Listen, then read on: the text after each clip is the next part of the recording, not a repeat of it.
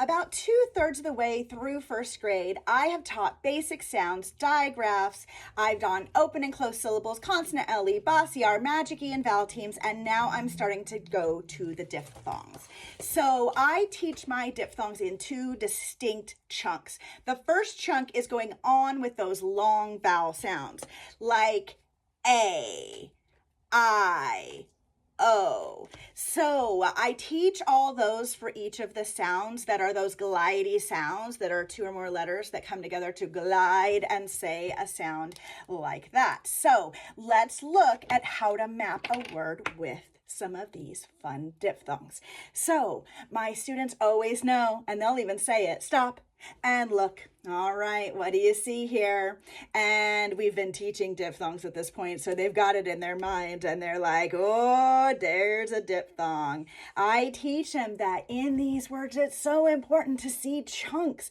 We want to get really familiar. I will do tons of activities to get them with these sounds as one unit before we start mapping.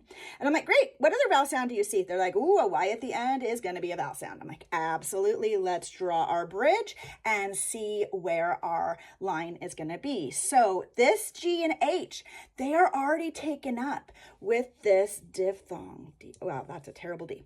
And so all we have here is the T to label. And we know in our VCV pattern, we start it here first. And so then we look at this vowel. A Y at the end is an open syllable. If it's a one-syllable word, it'll say I, like in fly. If it's a multisyllabic word, it'll say E. All right, let's see what this word is. A-T, A-T, A-T, 80. That's the number A-T, 80. All right, that's a fun way to start bringing those up. Okay, then when they're really good at those ones that say the long sounds, then I will move them to the fun ones.